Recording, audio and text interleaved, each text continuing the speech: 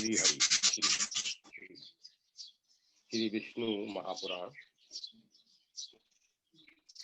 प्रथम अंश।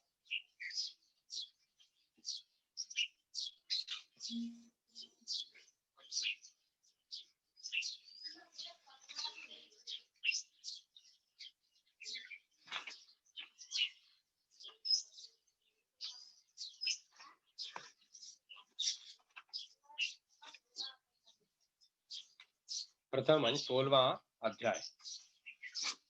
नरसिंह अवतार विषय प्रश्न। श्री मैत्रेय जी बोले, आपने महात्मा मनु पुत्रों के वंशों का वर्णन किया और यह भी बताया कि इस जगत में सनातन कारण भगवान विष्णु ही है।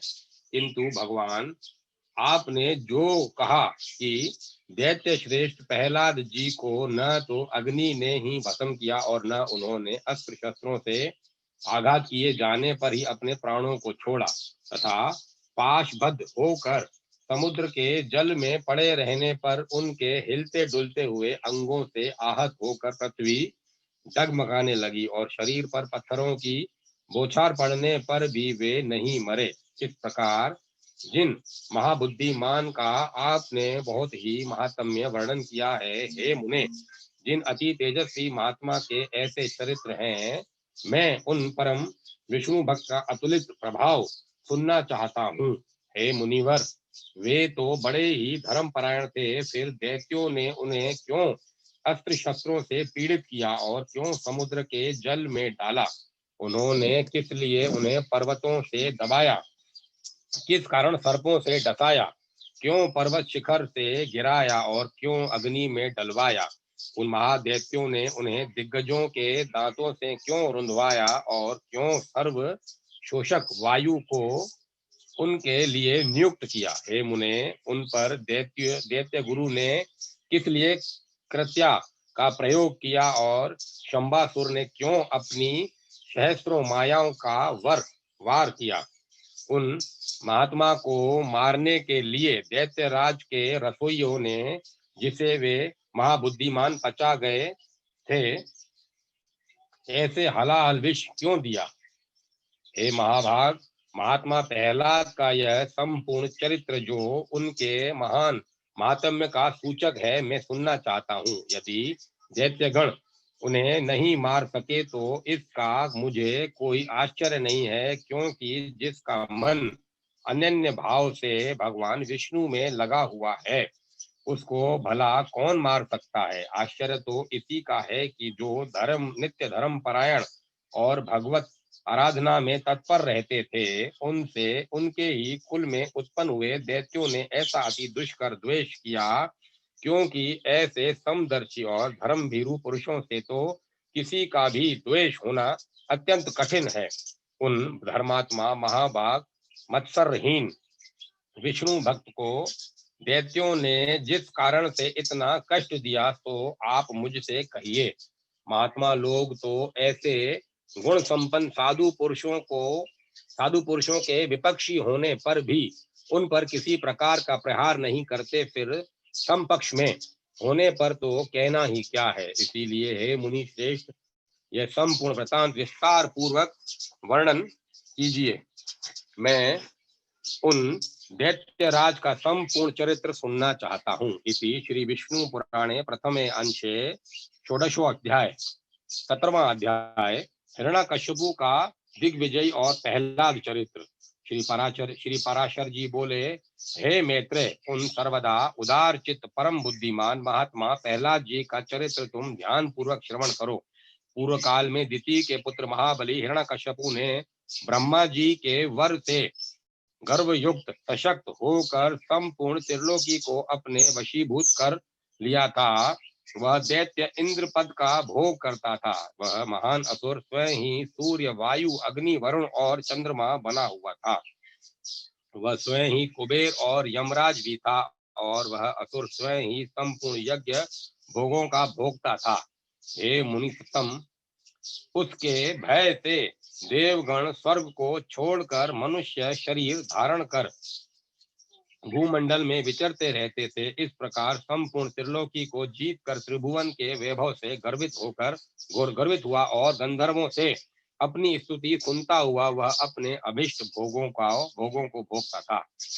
उस समय उस मदपानासक्त महाकाय हिरण्यकश्यपु की ही समस्त सिद्ध गंधर्व और नाग आदि उपासना करते थे।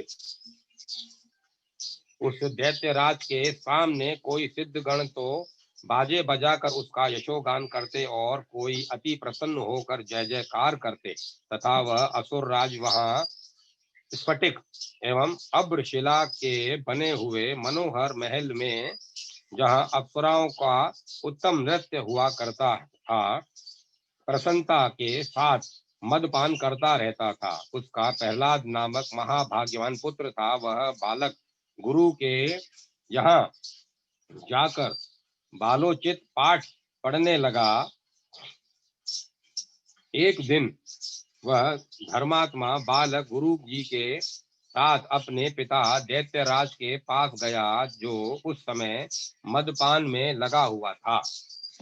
तब उनके चरणों में झुके हुए अपने परम तेजस्वी पुत्र प्रहलाद को उठाकर पिता हिरण्यकश्यपु ने कहा। हिरण्यकश्यपु बोले, वत्स, अब तक अध्ययन में निरंतर तत्पर रहकर तुमने जो कुछ पढ़ा है उसका सारभूत शुभ भाषण हमें सुनाओ।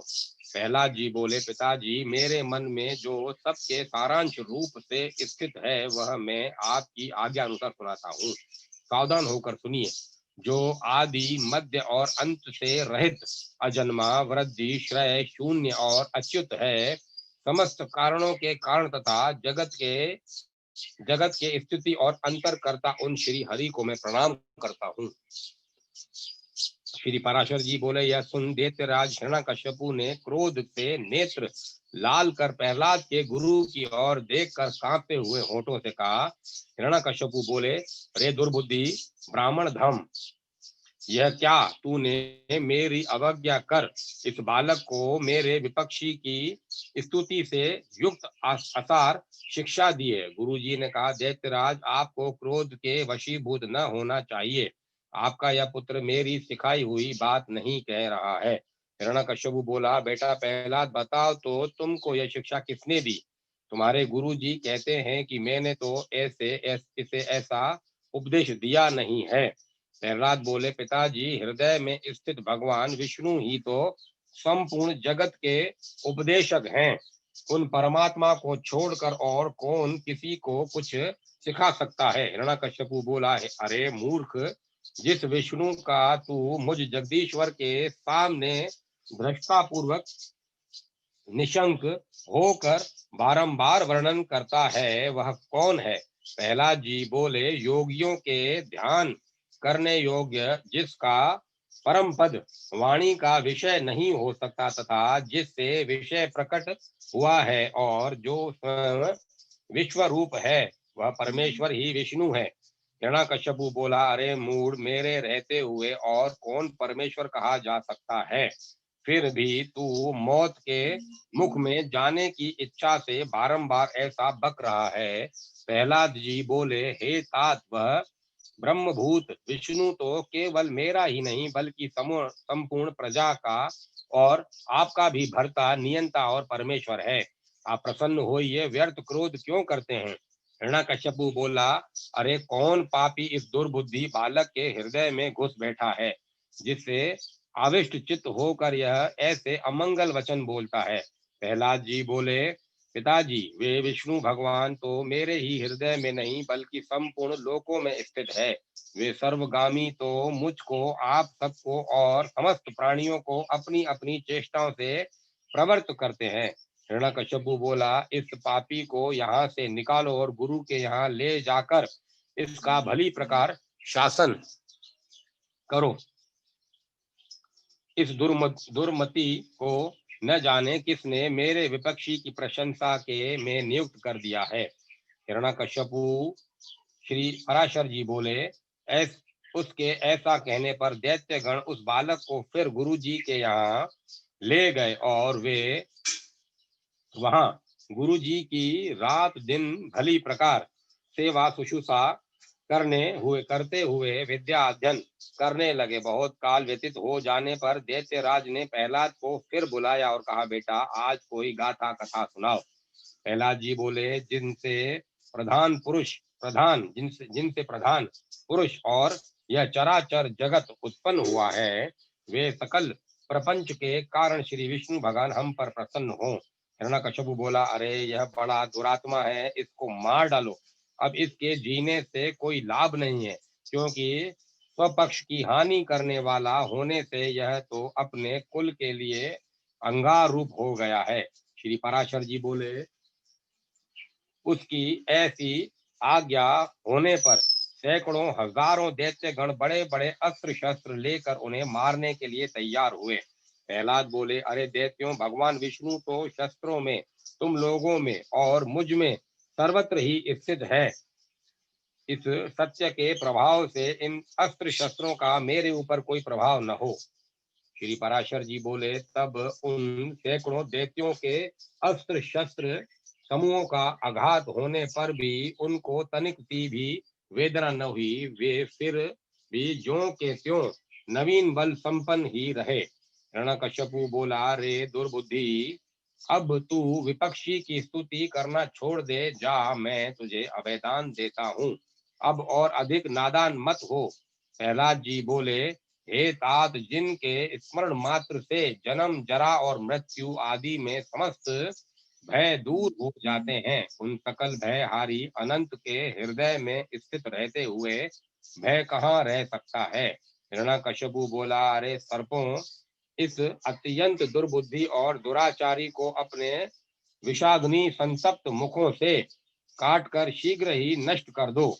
श्री पराशर जी बोले, ऐसी आज्ञा होने पर अति क्रूर और विषधर तक्षक आदि सर्पों ने अनेक उनके समस्त अंगों में काटा, किंतु उन्हें तो श्री कृष्णचंद्र ने आसक्त चित्त रहने के कारण श्री कृष्ण में आसक्त चित्त रहने के कारण भगवत स्मरण के परमानंद में डूबे रहने से उन महासर्पों के काटने पर भी अपने शरीर की कोई सुधि नहीं हुई। सर्प बोले, हे दैत्यराज, देखो हमारी दाढ़ें टूट गई, मणियां चटकने लगी, फणों में पीड़ा होने लगी और हृदय कांपने लगा, तथापि उसकी त्वचा तो जरा भी नहीं कटी।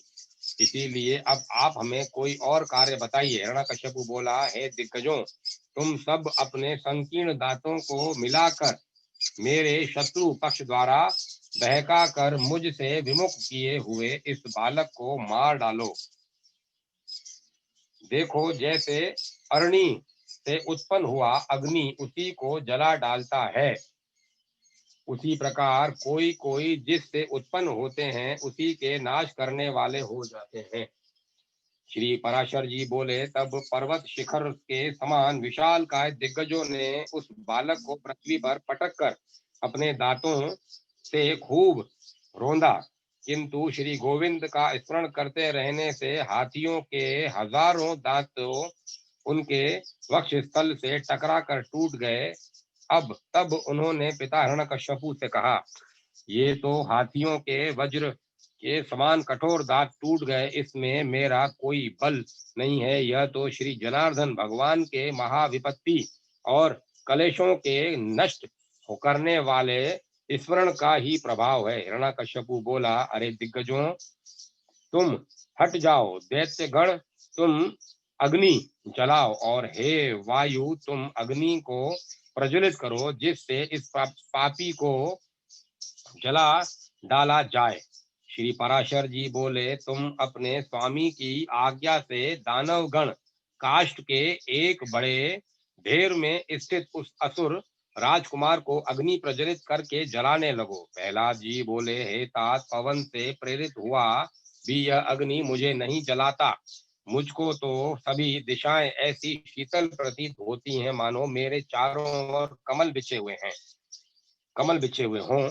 श्री पराशर जी बोले, तदंतर शुक्र जी के पुत्र बड़े वाग्मी महात्मा षड़ामर्क आदि पुरोहित गण काम नीति से दैत्यराज की बड़ाई करते हुए बोले। पुरोहित जी बोले, हे राजन, अपने इस बालक पुत्र के प्रति अपना क्रोध शांत कीजिए। आपको तो देवताओं पर ही क्रोध करना चाहिए, क्योंकि उसकी सफलता तो ये वही है। हे राजन, हम आपके इस बालक को ऐसी शिक्षा देंगे जिससे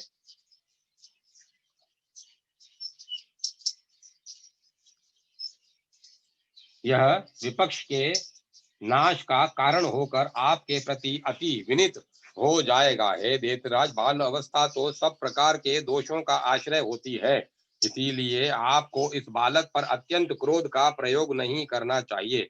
यदि हमारे कहने से भी यह विष्णु का पक्ष नहीं छोड़ेगा तो हम इसको नष्ट करने के लिए इसी प्रकार न टलने वाली कृत्या उत्पन्न करेंगे।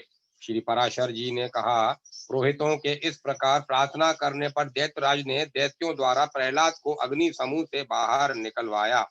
फिर प्रहलाद जी गुरु जी के यहाँ रहते हुए उनके पड़ा चुकने पर अन्य दानव कुमारों को बार बार उपदेश देने लगे। प्रहलाद बोले, हे दैत्य कुलोत्पन्न असुर बालकों, सुनो, मैं तुम्हें परमार्थ का उपदेश करता हूँ, तुम इसे अन्यथा न समझना, क्योंकि मेरे ऐसा कहने में किसी प्रकार का लोभ आदि कारण नहीं है। सभी जीव जन्म, बाल्य अवस्था और फिर यौवन प्राप्त करते हैं, तत्पश्चात दिन दिन वृद्धावस्था की प्राप्ति भी अनिवार्य ही है। और ये दैत्य राजकुमारों और हे दैत्य राजकुमारों, फिर यह जीव मृत्यु के मुख में चला जाता है, यह हम और तुम सभी प्रत्यक्ष देखते हैं। मरने पर पुनर्जन्म होता है, यह नियम भी कभी नहीं टलता। यह विषय में श्रुति स्मृतियों रूप आगम भी प्रमाण है कि बिना उत्पादन के कोई वस्तु उत्पन्न नहीं होती। यह पुनर्जन्म होने में युक्ति है, क्योंकि जब तक पूर्व जन्म के किए हुए शुभाशुभ कर्म रूप कारण का होना न माना जाए, तब तक वर्तमान जन्म भी सिद्ध नहीं हो सकता। इसी प्रकार जब इस जन्म में शुभाशुभ का आरंभ हुआ है, तो इसका कार्य रूप पूर्व जन्म भी आवश्यक होगा। पूर्व जन्म प्राप्त करने वाली गर्भवास आदि जितनी अवस्थाएं हैं, उन सब को दुख रूप ही जानो। मनुष्य मूर्खतावश क्षुधा, तृष्णा और शीतादि की शांति को सुख मानते हैं, परंतु वास्तव में तो वे दुख मात्र ही हैं। जिनका शरीर वातादि दोष से अत्यंत शिथिल हो जाता है, उन्हें जिस प्रकार व्यायाम सुखप्रद प्रतीत होता है, उसी प्रकार जिनकी दृष्टि भ्रांति ज्ञान से ढकी हुई है, उन्हें दुख से ही सुख रूप जान पड़ता है। अहो, कहाँ तो कफ आदि महागणित पदार्थों का समूह रूप शरीर और कहाँ कांति, शोभा, सौंदर्य एवं रमणीयता आदि दिव्य गुण।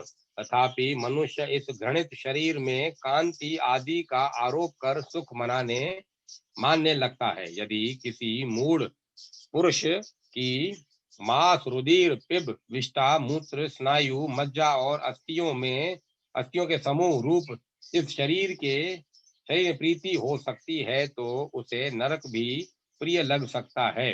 अग्नि, जल और भात क्रमशः शीतल, तृषा और क्षुधा के कारण ही सुखकारी होते हैं, और उनके प्रति योगी जल आदि भी अपने से भिन्न अग्नि आदि के कारण ही सुख के हेतु होते हैं। हे दैत्य कुमारों, विषयों का जितना जितना संग्रह किया जाता है, उतना उतना ही वे मनुष्य के चित्त में दुख बढ़ाते हैं। जीव अपने मन को प्रिय लगने वाले जितने ही संबंधों को बढ़ाता जाता है, उतने ही उसके हृदय में शोक रूपी शल्य कांटे स्थिर होते जाते हैं। घर में जो कुछ धन धान्य आदि होते हैं, मनुष्य के जहाँ तहाँ प्रदेश में रहने पर भी वे पदार्थ उसके चित्त में बने रहते हैं, और उनके नाश और दाह आदि की सामग्री भी उसी में मौजूद रहती है। अर्थात घरों में स्थित पदार्थों के सुरक्षित रहने पर भी मन स्थिति पदार्थों के नाश आदि की भावना से पदार्थ नाश का दुख प्राप्त हो जाता है। इस प्रकार जीते जी तो यहाँ महान दुख होता ही है, मरने पर भी यम यातनाओं का और गर्भ प्रवेश का उग्र कष्ट भोगना पड़ता है। यदि तुम्हें गर्भवास में लेश मात्र भी सुख का अनुमान होता हो तो कहो, सारा संसार इसी प्रकार अत्यंत दुखमय है। इसीलिए दुखों के परम आश्रय इस संसार समुद्र में एकमात्र विष्णु भगवान ही आप लोगों की परम गति है। यह मैं सर्वथा सत्य कहता हूँ। ऐसा मत समझो कि हम तो अभी बालक हैं, क्योंकि जरा, यौवन और जन्म आदि अवस्थाएं तो देह के ही धर्म है। शरीर का अधिष्ठाता आत्मा तो नित्य ही उसमें है। उसमें शरीर का अधिष्ठाता आत्मा तो नित्य है, उसमें यह कोई धर्म नहीं है। जो मनुष्य ऐसी दुराशाओं से विषप्त चित्त रहता है कि अभी मैं बालक हूँ, इसीलिए इच्छानुसार खेल कूद लूं, युवा अवस्था प्राप्त होने पर कल्याण साधन का यत्न करूंगा, फिर युवा होने पर कहता है कि अभी तो मैं युवा हूँ, बुढ़ापे में आत्म कल्याण कर लूंगा, और वृद्ध होने पर सोचता है कि अब मैं बूढ़ा हो गया हूँ, अब तो मेरी इंद्रियां अपने कर्मों में प्रवृत्त ही नहीं होती, शरीर के शिथिल हो जाने पर अब मैं क्या कर सकता हूँ, सामर्थ्य रहते तो मैंने कुछ किया ही नहीं। वह अपने कल्याण पथ पर कभी अग्रसर नहीं होता, केवल भोग तृष्णा में ही व्याकुल रहता है। मूर्ख लोग अपनी बाल्य अवस्था में खेल कूद में लगे रहते हैं, युवा अवस्था में विषयों में फंस जाते हैं, और बुढ़ापा आने पर उसे असमर्थता के कारण व्यर्थ ही काटते हैं। इसीलिए विवेक की पुरुष को चाहिए कि देह की बाल्य, यौवन और वृद्ध आदि अवस्थाओं की अपेक्षा न करके बाल्य अवस्था में ही अपने कल्याण का यत्न करे। मैंने तुम लोगों से जो कुछ कहा है उसे यदि मिथ्या नहीं समझते तो मेरी प्रसन्नता के लिए ही बंधन को छुटाने वाले श्री विष्णु भगवान का स्मरण करो। उनका स्मरण करने में परिश्रम भी क्या है, और स्मरण मात्र से ही वे अति शुभ फल देते हैं, तथा रात दिन उन्हीं का स्मरण करने वालों का पाप भी नष्ट हो जाता है। उन सर्वभूतस्थ प्रभु में तुम्हारी बुद्धि अहर्निश लगी रहे, और उनमें निरंतर तुम्हारा प्रेम बढ़े। इस प्रकार तुम्हारे समस्त कलेश दूर हो जाएंगे। जबकि यह सभी संसार तापत्रय से दग्ध हो रहा है, तो इन बेचारे शोचनीय जीवों से कौन बुद्धिमान द्वेष करेगा। यदि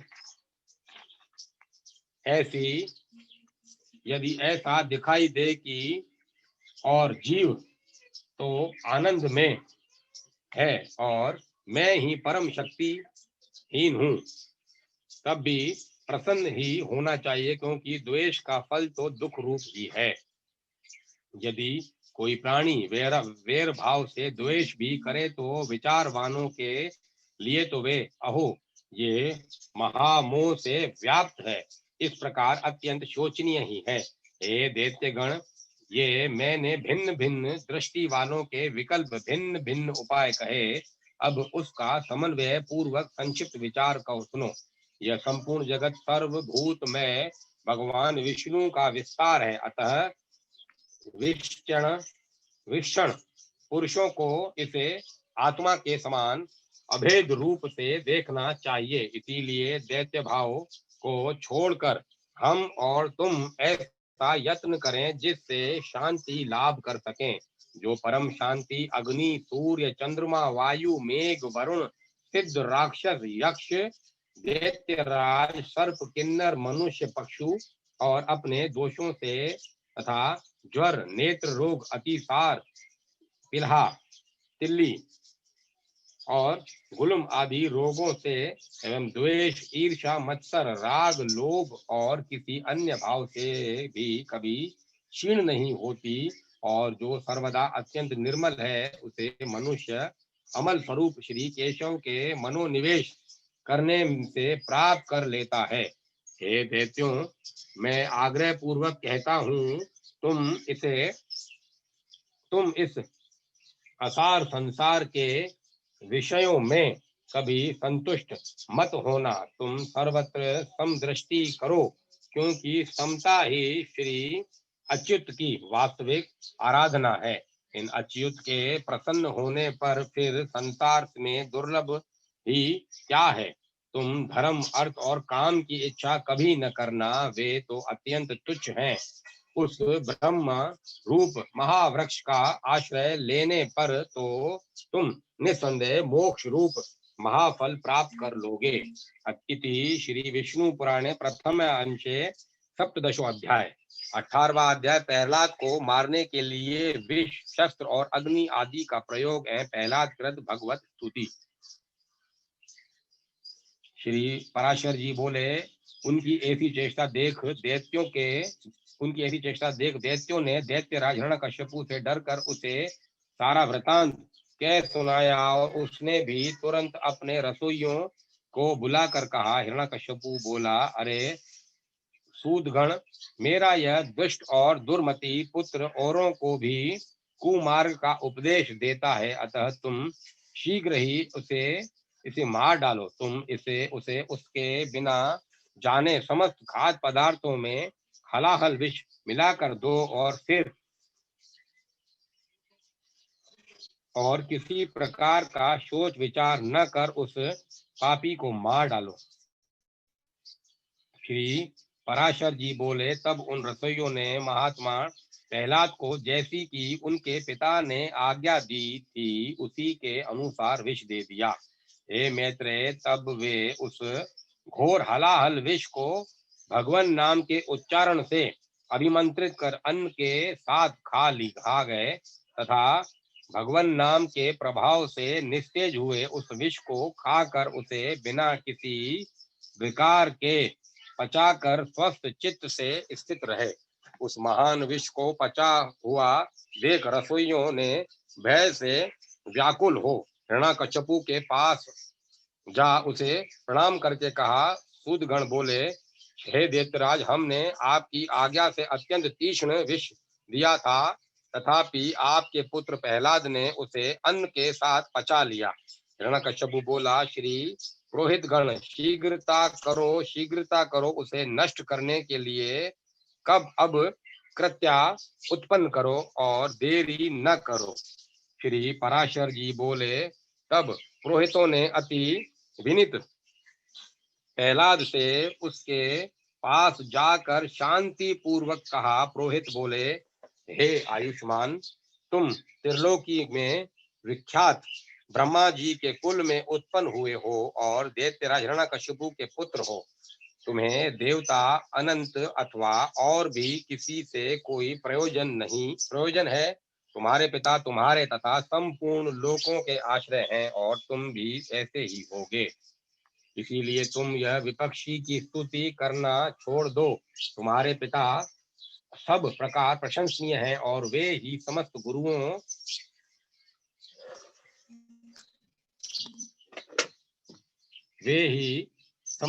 गुरुओं में परम गुरु हैं। प्रहलाद जी बोले, हे महाभागगण, यह ठीक ही है। इस संपूर्ण त्रिलोकी में भगवान मारीची का यह महान कुल अवश्य ही प्रशंसनीय है। इसमें कोई कुछ भी अन्यथा नहीं कह सकता। और मेरे पिता भी संपूर्ण जगत में बहुत बड़े पराक्रमी हैं, यह भी मैं जानता हूँ। यह बात भी बिल्कुल ठीक है, अन्यथा नहीं। और आपने जो कहा कि समस्त गुरुओं में पिता ही परम गुरु है, इसमें भी मुझे लेश मात्र संदेह नहीं है। पिताजी परम गुरु हैं और यत्न पूर्वक पूजनीय हैं, इसमें कोई संदेह नहीं। और मेरे चित्त में भी यही विचार स्थित है कि मैं उनका कोई अपराध नहीं करूंगा। किंतु आपने जो यह कहा कि तुझे अनंत से क्या प्रयोजन है, तो ऐसी बात को भला कौन न्यायोचित कह सकता है? आपका यह कथन किसी भी तरह ठीक नहीं है। ऐसा कहकर वे उनका गौरव रखने के लिए चुप हो गए और फिर हंसकर कहने लगे, तुझे अनंत से क्या प्रयोजन है? इस विचार को धन्यवाद है। हे मेरे गुरुगण, आप कहते हैं कि मुझे अनंत से क्या प्रयोजन है। धन्यवाद है आपके इस विचार को। अच्छा, यदि आपको बुरा न लगे तो मुझे अनंत से जो प्रयोजन है तो सुनिए। धर्म, अर्थ, काम और मोक्ष, ये चार पुरुषार्थ कहे जाते हैं। ये चारों ही जिनसे सिद्ध होते हैं, उनसे क्या प्रयोजन? आपके इस कथन को क्या कहा जाए? उन अनंत से ही दक्ष और मरीचि आदि तथा अन्यान्य ऋषिश्वरों को धर्म, किन्हीं अन्य मुनीश्वरों को अर्थ एवं अन्य किन्हीं को काम की प्राप्ति हुई है। किन्हीं अन्य महापुरुषों ने ज्ञान, ध्यान और समाधि के द्वारा उन्हीं के तत्व को जानकर अपने संसार बंधन को काटकर मोक्ष पद प्राप्त किया है। अतः संपत्ति, ऐश्वर्य, महात्म्य, ज्ञान, संतति और कर्म तथा मोक्ष, इन सब की एकमात्र मूल श्री हरि की आराधना ही उपार्जनीय है। हे द्विजगण, इस प्रकार जिनसे अर्थ, धर्म, काम और मोक्ष, ये चारों ही फल प्राप्त होते हैं, उनके लिए भी आप ऐसा क्यों कहते हैं कि अनंत से तुझे क्या प्रयोजन है और बहुत कहने से क्या लाभ? आप लोग तो मेरे गुरु हैं, उचित अनुचित सभी कुछ कह सकते हैं और मुझे तो विचार भी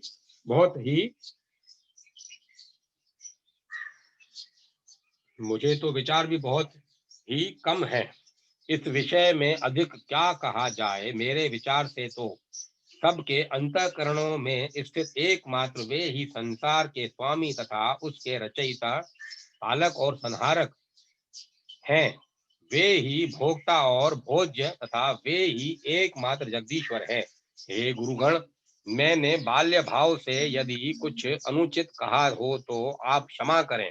पुरोहित गण बोले, अरे बालक, हमने तो यह समझकर कि तू फिर ऐसी बात नहीं कहेगा, तुझे अग्नि में जलने से बचाया है। हम यह नहीं जानते कि तू ऐसा बुद्धिहीन है। रे दुर्मति, यदि तू हमारे कहने से अपने इस मोह में आग्रह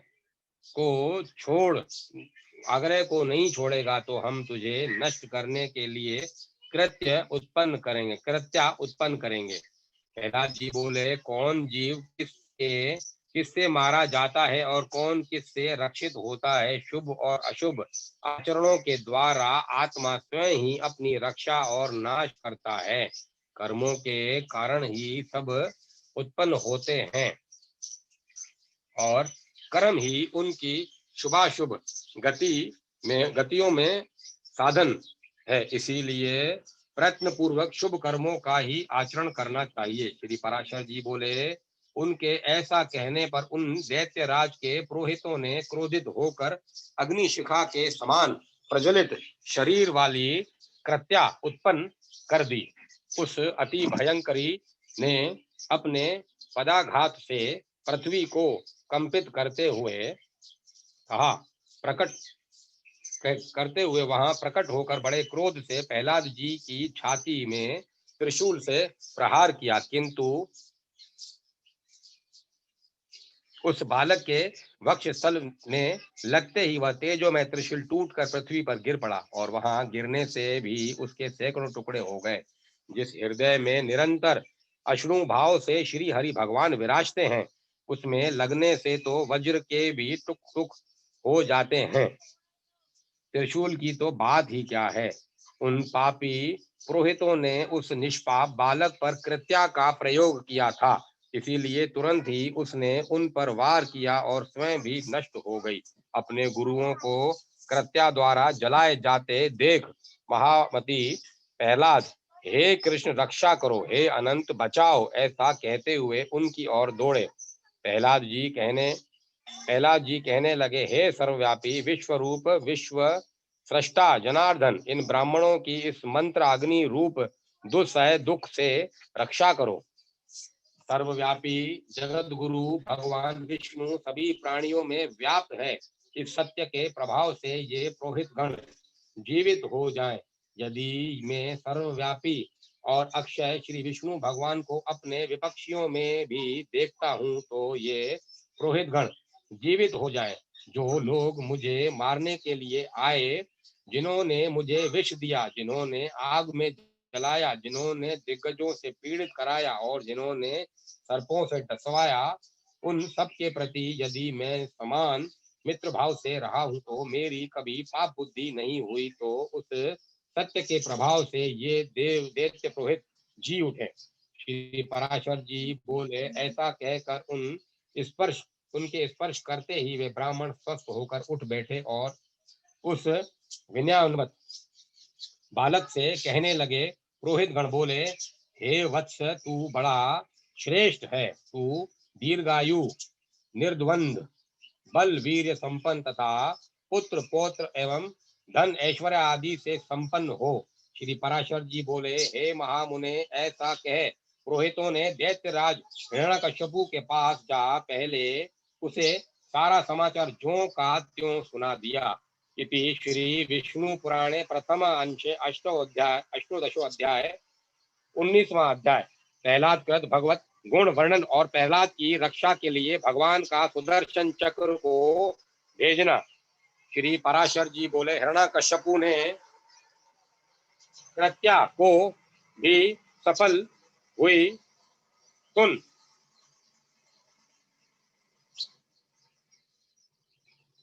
हिरण्यकश्यपु ने श्री पराशर जी बोले, हिरण्यकश्यपु ने कृत्या को भी विफल हुई सुन अपने पुत्र प्रहलाद को बुलाकर उनके उस प्रभाव का कारण पूछा।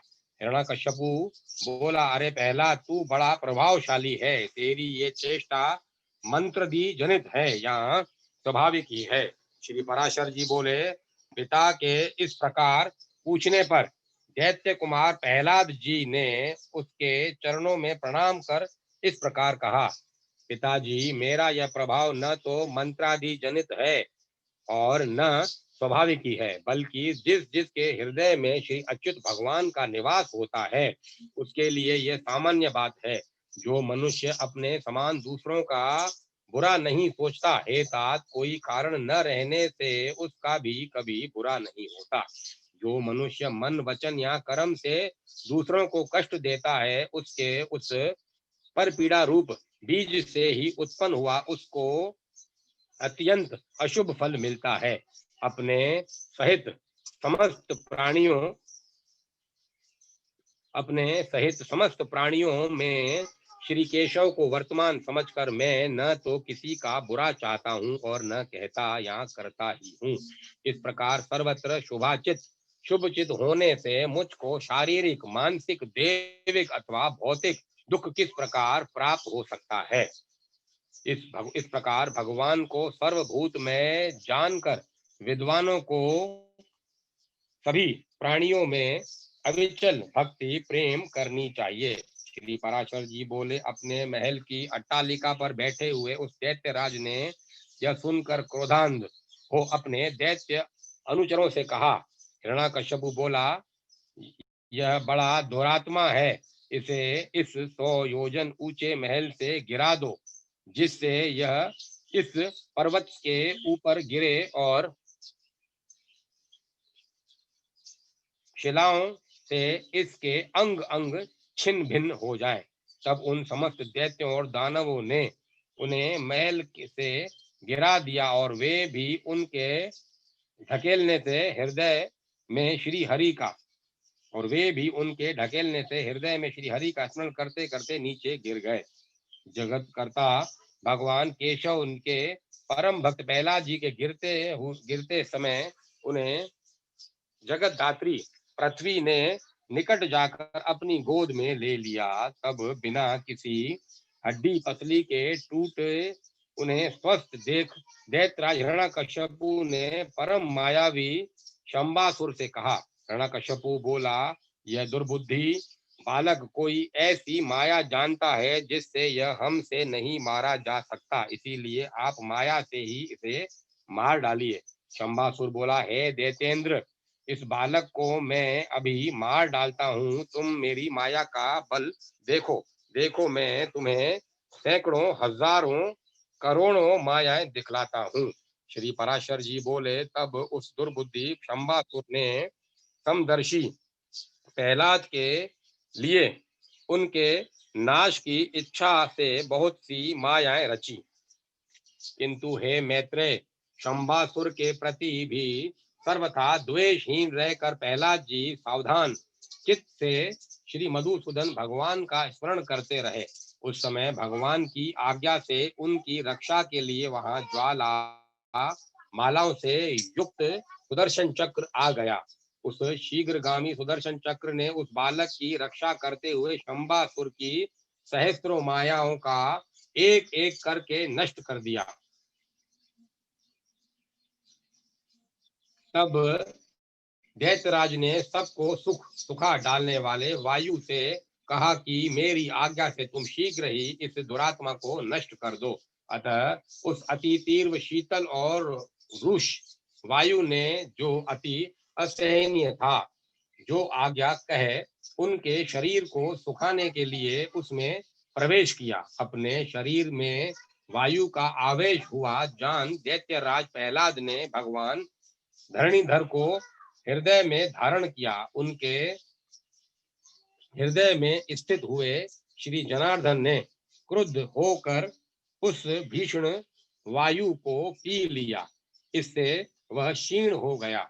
इस प्रकार पवन और संपूर्ण मायाओं में के क्षीण हो जाने पर महापति प्रहलाद जी अपने गुरु के घर चले गए। तदंतर गुरु जी उन्हें नित्य प्रति शुक्राचार्य जी की बनाई हुई राज्य फल प्रदायनी राजनीति का अध्ययन कराने लगे। जब गुरु जी ने उन्हें नीति शास्त्र में निपुण और विनय संपन्न देखा तो उनके पिता से कहा, अब यह सुशिक्षित हो गया है। आचार्य बोले, हे दैत्यराज, अब हमने तुम्हारे पुत्र को नीति शास्त्र में पूर्णतया निपुण कर दिया है। भृगुनंदन शुक्राचार्य ने जो कुछ कहा उसे प्रहलाद तत्वतः जानता है। हिरण्यकश्यपु बोला, प्रहलाद, यह तो बता, राजा को मित्रों से कैसा बर्ताव करना चाहिए और शत्रुओं से कैसा, तथा त्रिलोकी में जो मध्यस्थ दोनों पक्षों के हित चिंतक हों उनसे किस प्रकार आचरण करें। मंत्रियों, अमात्यों, ब्राह्मणों और अंतपुर के सेवकों, गुप्तचरों, पुरवासियों, शंकितों, जिन्हें जीत कर बलात् दास बना लिया हो, तथा अन्यान्य जनों के प्रति किस प्रकार व्यवहार करना चाहिए। हे प्रहलाद, यह ठीक ठीक बता कि करने और न करने योग्य कार्य का विधान किस प्रकार करें। दुर्ग और आट्विक जंगली मनुष्य आदि को किस प्रकार वशीभूत करें और गुप्त शत्रु रूप कांटे को कैसे निकालें। यह सब तथा और भी जो कुछ तूने पढ़ा हो वह सब मुझे सुना। मैं तेरे मन के भावों को जानने के लिए बहुत उत्सुक हूँ। श्री पराशर जी बोले, तब विनय भूषण प्रहलाद जी ने पिता के चरणों में प्रणाम कर दैत्यराज हिरण्यकश्यपु से हाथ जोड़कर कहा। प्रहलाद जी बोले, पिताजी, इसमें संदेह नहीं, गुरु जी ने जो मुझे इन सभी विषयों की शिक्षा दी है और मैं उन्हें समझ भी गया हूँ, परंतु मेरा विचार है कि वे नीतियां अच्छी नहीं है। काम दान और दंड और काम दान तथा दंड और भेद, ये सब उपाय मित्रादि के साधने के लिए बतलाए गए हैं। किंतु पिताजी, आप क्रोध न करें, मुझे तो कोई शत्रु मित्र आदि दिखाई ही नहीं देते। और हे महाबाहो, जब कोई साध्य ही नहीं है तो इन साधनों से लेना ही क्या है। हे तात, सर्वभूतात्मन जगन्नाथ, जगन में परमात्मा गोविंद में भला शत्रु मित्र की बात ही कहाँ है। श्री विष्णु भगवान तो आप में, मुझ में और अन्यत्र भी सभी जगह वर्तमान है। फिर यह मेरा मित्र है और यह शत्रु है, ऐसे भेदभाव को स्थान ही कहाँ है। इसलिए हे तात विद्याजन्य अविद्याजन्य दुष्कर्मों, हे तात अविद्याजन्य दुष्कर्मों में प्रवृत्त करने वाले इस वाग जाल को सर्वथा छोड़कर अपने शुभ के लिए यत्न करना चाहिए। हे दैत्यराज, अज्ञान के कारण ही मनुष्यों की अविद्या में विद्या बुद्धि होती है। बालक, क्या अज्ञानवश खतोथ को ही अग्नि नहीं समझ लेता? कर्म वही है जो बंधन का कारण न हो, और विद्या भी वही है जो मुक्ति की शादी का हो। इसके अतिरिक्त और कर्म तो परिश्रम रूप तथा अन्य विद्याएं कला कौशल मात्र ही हैं। हे महाभाग, इस प्रकार इन सब को असार समझकर सब अब आपको प्रणाम कर मैं उत्तम सार बतलाता हूँ। आप श्रवण कीजिए। राज्य पाने की चिंता किसे नहीं होती और धन की अभिलाषा भी किसको नहीं है, तथापि ये दोनों मिलते उन्हीं को हैं जिन्हें मिलने वाले होते हैं। हे महाभाग, महतत्व प्राप्ति के लिए सभी यत्न करते हैं, तथापि वैभव का कारण तो मनुष्य का भाग्य ही है, उद्यम नहीं। हे प्रभु, जड़ अविवेकी निर्बल और अनीतिज्ञों को भी भाग्यवश नाना प्रकार के भोग और राज्य आदि प्राप्त होते हैं। इसीलिए जिसे महान वैभव की इच्छा हो उसे केवल पुण्य संचय का ही यत्न करना चाहिए, और जिसे मोक्ष की इच्छा हो उसे भी समत्व लाभ का ही का ही प्रयत्न करना चाहिए। हे देव करना चाहिए। देव, मनुष्य, पशु, पक्षी, वृक्ष और सरीसृप, ये सब भगवान विष्णु से भिन्न से स्थित हुए भी वास्तव में श्री अनंत के ही रूप हैं। इस बात को जानने वाला पुरुष संपूर्ण चराचर जगत को आत्मवत देखे, क्योंकि यह सब विश्व रूपधारी भगवान विष्णु ही है। ऐसा जान लेने पर वे अनादि परमेश्वर भगवान अच्युत प्रसन्न होते हैं, और उसके प्रसन्न होने पर सभी कलेश क्षीण हो जाते हैं। श्री पराशर जी बोले, यह सुनकर हिरण्यकश्यपु ने क्रोध पूर्वक अपने राज सिंहासन से उठकर पुत्र प्रहलाद के वक्ष स्थल में लात मारी, और क्रोध तथा अमर्ष से जलते हुए मानो संपूर्ण संसार को मार डालेगा इस प्रकार हाथ मलता हुआ बोला। हिरण्यकश्यपु ने कहा, हे विप्रचिते, हे राहो, हे बल, तुम लोग इसे भली प्रकार नागपाश से बांधकर महासागर में डाल दो, देरी मत करो, नहीं तो संपूर्ण लोक और दैत्य दानव आदि भी इस मूढ़ दुरात्मा के मत का ही अनुगमन करेंगे, अर्थात इसकी तरह वे भी विष्णु भक्त हो जाएंगे। हमने इसे बहुतेरा रोका, यद्यपि यह दुष्ट शत्रु की ही स्तुति किए जाता है। ठीक है, दुष्टों को तो मार देना ही लाभदायक होता है। श्री पराशर जी बोले, तब उन दैत्यों ने अपने स्वामी की आज्ञा को शिरोधार्य कर तुरंत ही उन्हें नागपाश से बांधकर समुद्र में डाल दिया। उस समय प्रहलाद जी के हिलने डुलने से संपूर्ण महासागर में हलचल मच गई, और अत्यंत शोभ के कारण उसमें सब और ऊंची ऊंची लहरें उठने लगी। हे महामते, उस महान जलपुर से संपूर्ण पृथ्वी को डूबती देख हिरण्यकश्यपु ने दैत्यों से इस प्रकार कहा। हिरण्यकश्यपु बोला, अरे दैत्यों, तुम इस दुर्मति को इस समुद्र के भीतर ही किसी और से खुला न रखकर सब ओर से संपूर्ण पर्वतों से दबा दो। देखो इसे न तो अग्नि ने जलाया, न तो शस्त्रों ने काटा, न सर्पों से नष्ट हुआ, और न वायु विष और कृत्या से ही क्षीण हुआ, तथा न यह मायाओं से ऊपर से गिराने से तथा दिग्गजों से ही मारा गया। यह बालक अत्यंत दुष्ट चित्त है, अब इसके जीवन का कोई प्रयोजन नहीं है। अतः अब यह पर्वतों से लदा हुआ हजारों वर्ष तक जल में पड़े जल में ही पड़ा रहे, इससे यह दुर्मति स्वयं ही प्राण छोड़ देगा। तब दैत्य और दानवों ने उसे समुद्र में ही पर्वतों से ढककर उसके ऊपर हजारों योजन का ढेर कर दिया।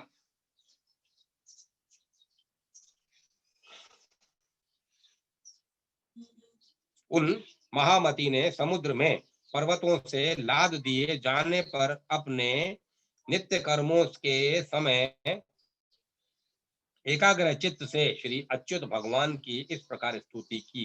प्रहलाद जी बोले, हे कमल नयन आपको नमस्कार है, हे पुरुषोत्तम आपको नमस्कार है, हे सर्व लोकात्मन आपको नमस्कार है, हे तीक्ष्ण चक्रधारी प्रभो आपको बारंबार नमस्कार है, गो ब्राह्मण हितकारी ब्राह्मण देव भगवान कृष्ण को नमस्कार है, जगत हितकारी श्री गोविंद को बारंबार नमस्कार है, हे कमल नयन आपको नमस्कार है, हे पुरुषोत्तम आपको नमस्कार है, हे सर्व लोकात्मन आपको नमस्कार है, हे तीक्ष्ण चक्रधारी प्रभु आपको बारंबार नमस्कार है, हे गो ब्राह्मण हितकारी ब्राह्मण देव भगवान कृष्ण को नमस्कार है, जगत हितकारी श्री गोविंद को बारंबार नमस्कार है। आप ब्रह्म रूप से विश्व की रचना करते हैं, फिर उसके स्थित हो जाने पर विष्णु रूप से पालन करते हैं, और अंत में रुद्र रूप से संहार करते हैं। ऐसे त्रिमूर्तिधारी आपको नमस्कार है। हे अच्युत देव यक्ष असुर सिद्ध नाग गंधर्व किन्नर पिशाच राक्षस मनुष्य पशु पक्षी स्थावर पिपलिका चीटी शरीर सर्प पृथ्वी जल अग्नि आकाश वायु शब्द स्पर्श रूप रस गंध मन बुद्धि आत्मा काल और गुण, इन सब के परमार्थिक रूप आप ही हैं। वास्तव में आप ही ये सब हैं। आप ही विद्या और अविद्या सत्य और असत्य तथा विष और अमृत हैं, तथा आप ही वेदोक्त प्रवर्त और निर्वर्त कर्म हैं। हे विष्णु आप ही समस्त कर्मों के भोक्ता और उनकी सामग्री हैं, तथा सर्व कर्मों के जितने भी फल हैं वे सब भी आप ही हैं। हे प्रभु मुझ में तथा अन्यत्र सब समस्त भूतों और भुवनों में आप ही के गुण और ऐश्वर्य की सूची का व्याप्ति हो रही है।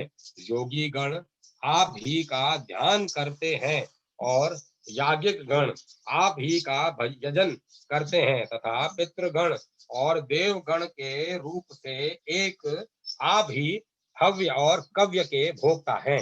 हे ईश यह निखिल ब्रह्मांड ही आपका स्थूल रूप है, उससे सूक्ष्म यह संसार पृथ्वी मंडल है, उससे भी सूक्ष्म ये भिन्न भिन्न रूपधारी समस्त प्राणी है, उसमें भी जो अंतरात्मा है वह और भी अत्यंत सूक्ष्म है,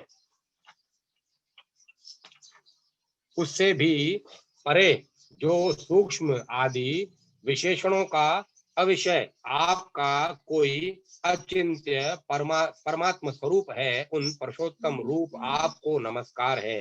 हे सर्वात्मन समस्त भूतों में आपकी जो गुणाश्रय पराशक्ति है, हे सुरेश्वर उस नित्य स्वरूपिणी को नमस्कार है, जो वाणी और मन के परे है, विशेषण रहित तथा ज्ञानियों के ज्ञान से परिच्छेद है, उस सर्वात्मा पराशक्ति की मैं वंदना करता हूँ। ओम उन भगवान वासुदेव को सदा नमस्कार है।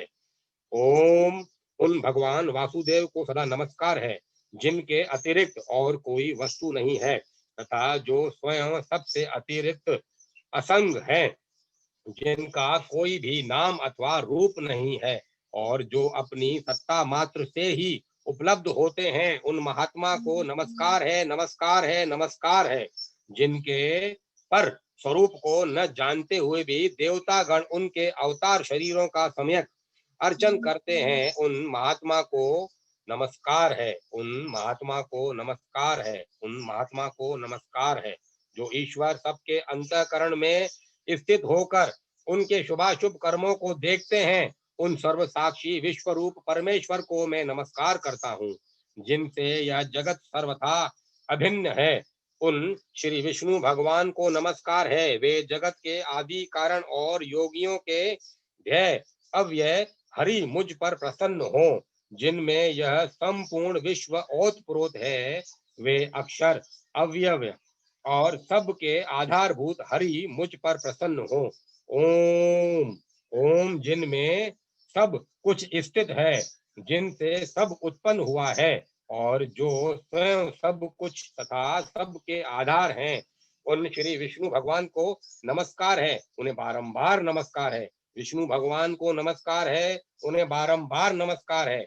भगवान अनंत सर्वज्ञामी, भगवान अनंत सर्वगामी है, अतः वे ही मेरे रूप में स्थित हैं। इसीलिए यह संपूर्ण जगत मुझ ही से हुआ है, मैं ही यह सब कुछ हूँ और मुझ सनातन में ही यह सब स्थित है। मैं ही अक्षय नित्य और आत्माधार परमात्मा हूँ तथा मैं ही जगत के आदि और अंत में स्थित ब्रह्म संज्ञक परम पुरुष हूँ। इति श्री विष्णु पुराणे प्रथम अंशे 19वां अध्याय 20वां अध्याय प्रहलाद कृत भगवत स्तुति और भगवान का आविर्भाव। श्री पराशर जी बोले, हे द्विज, इस प्रकार भगवान विष्णु को अपने से अभिन्न चिंतन करते करते पूर्ण तन्मयता प्राप्त हो जाने से उन्होंने अपने को अच्युत रूप ही अनुभव किया। वे अपने आप को भूल गए। उस समय उन्हें श्री विष्णु भगवान के अतिरिक्त और कुछ भी प्रतीत न होता था। बस केवल यही भावना चित्त में थी कि मैं ही अव्यय और अनंत परमात्मा हूँ।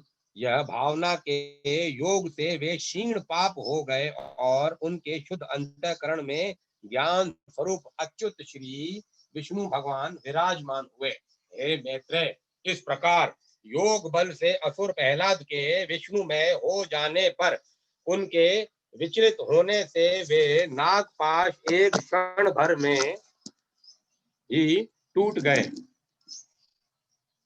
ब्रह्मशील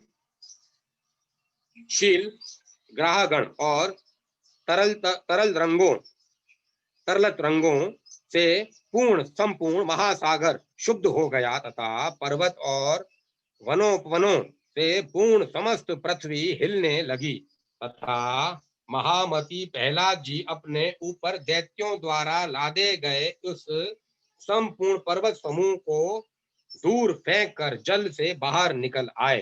तब आकाशादि रूप जगत को फिर देखकर उन्हें चित्त में यह पुनः भान हुआ कि मैं प्रहलाद हूँ और उन महाबुद्धिमान ने मन वाणी और शरीर के सम्यक पूर्वक धैर्य धारण कर एकाग्र चित्त से पुनः भगवान अनादि पुरुषोत्तम की स्तुति की।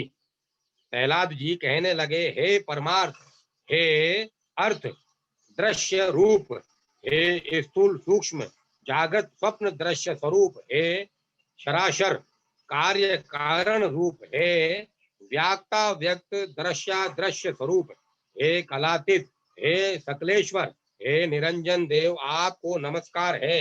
हे गुणों को अनुरंजित करने वाले, हे गुणाधार, हे निर्गुणात्मन, हे गुण सहित गुण स्थित, हे मूर्त और अमूर्त रूप महामूर्ति मन, हे सूक्ष्म मूर्ते, हे प्रकाशा प्रकाश स्वरूप, आपको नमस्कार है। हे विकराल और सुंदर रूप, हे विद्या और अविद्या में अच्युत, है सद सत कार्य कारण रूप जगत के उद्भव स्थान और सद जगत के पालक, आपको नमस्कार है। नित्य आकाश घटादि रूप प्रपंचात्मन, हे प्रपंच से पृथक रहने वाले, हे ज्ञानियों के आश्रय रूप, हे एकानेक रूप आदि कारण वासुदेव, आपको नमस्कार है, आपको नमस्कार है, आपको नमस्कार है।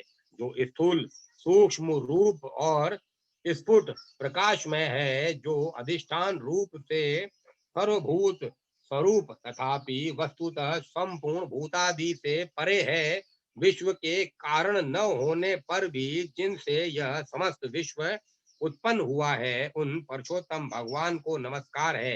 श्री पराशर जी बोले, उस उनके इस प्रकार तन्मयता पूर्वक स्तुति करने पर पीताम्बरधारी देवादिदेव भगवान हरि प्रकट हुए। हे द्विज, उन्हें सहसा प्रकट हुए देख वे खड़े हो गए और गदगद वाणी से श्री विष्णु भगवान को नमस्कार है, विष्णु भगवान को नमस्कार है, ऐसा बारंबार कहने लगे। विष्णु भगवान को नमस्कार है, विष्णु भगवान को नमस्कार है, ऐसा बारंबार कहने लगे। प्रहलाद बोले, हे शरणागत दुखहारी श्री केशव देव प्रसन्न होइए। हे अच्युत, अपने पुण्य दर्शनों से मुझे फिर भी पवित्र कीजिए। हे शरणागत दुखहारी श्री केशव देव प्रसन्न होइए। हे अच्युत, अपने पुण्य दर्शनों से मुझे फिर भी पवित्र कीजिए। श्री भगवान बोले, हे प्रहलाद, मैं तेरी अनन्य भक्ति से अति प्रसन्न हूँ। तुझे जिस वर की इच्छा हो मांग ले। प्रहलाद जी बोले, हे नाथ, सहस्त्रों योनियों में से मैं जिस जिस में भी जाऊं उसी उसी में हे अच्युत आप में मेरी सर्वदा अशूर्ण भक्ति रहे। हे अविवेकी पुरुषों की विषयों के में जिसे जैसी अविचल प्रीति होती है, वैसी ही आपका स्मरण करते हुए मेरे हृदय से कभी दूर न हो। श्री भगवान बोले, हे प्रहलाद, मुझ में तो तेरी भक्ति है ही और आगे भी ऐसी ही रहेगी, किंतु इसके अतिरिक्त भी तुझे और जिस वर की इच्छा हो मुझसे मांग ले। प्रहलाद बोले, हे देव, आपकी स्तुति से प्रवृत्त होने से मेरे पिता के चित्त में मेरे प्रति जो द्वेष हुआ है, उन्हें उससे जो पाप लगा है वह नष्ट हो जाए। इसके अतिरिक्त उनकी आज्ञा से मेरे शरीर पर जो शस्त्राघात किए गए, मुझे अग्नि समूह में डाला गया, सर्पों से कटवाया गया, भोजन में विष दिया गया, बांध कर समुद्र में डाला गया, शिलाओं से दबाया गया और जो भी तथा गया दबाया गया तथा और भी जो जो दुर्व्यवहार पिताजी ने मेरे साथ किए हैं, वे सब आप में भक्ति रखने वाले पुरुष के प्रति द्वेष होने से उन्हें उनके कारण तो पाप लगा है, उनके कारण जो पाप लगा है, हे प्रभु, आपकी कृपा से मेरे पिता उससे शीघ्र ही मुक्त हो जाएं। श्री भगवान बोले, हे प्रहलाद, मेरी कृपा से तुम्हारी ये सब इच्छाएं पूर्ण होंगी। हे असुर कुमार, मैं तुमको एक वर और भी देता हूँ, तुम्हें जो इच्छा हो मांग लो। प्रहलाद जी बोले, हे भगवान, मैं तो आपके इस वर से कृतकृत्य हो गया कि आपकी कृपा से आप में मेरी निरंतर अविचल भक्ति रहेगी। हे प्रभु, संपूर्ण जगत के कारण रूप आपके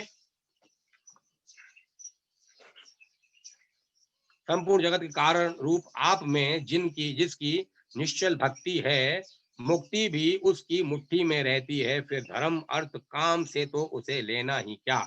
श्री भगवान बोले, हे प्रहलाद, मेरी भक्ति से युक्त तेरा चित्त जैसा निश्चल है, उसके कारण तू मेरी कृपा से परम निर्वाण पद प्राप्त करेगा। श्री पराशर जी बोले, हे मैत्र, ऐसा कह भगवान उनके देखते देखते अंतर ध्यान हो गए और उन्होंने भी फिर आकर अपने पिता के चरणों की वंदना की। हे द्विज, तब पिता हिरण्यकश्यपु ने जिसे जिसे नाना प्रकार के पीड़ित किया था, उस पुत्र का सिर सूंघकर आंखों में आंसू भरकर कहा, बेटा जीता तू है, जीता तो है, बेटा जीता तो है। वह महान असुर अपने किए पर पछताकर फिर प्रहलाद से प्रेम करने लगा और इसी प्रकार धर्मज्ञ प्रहलाद जी भी अपने गुरु और माता पिता की सेवा शुश्रूषा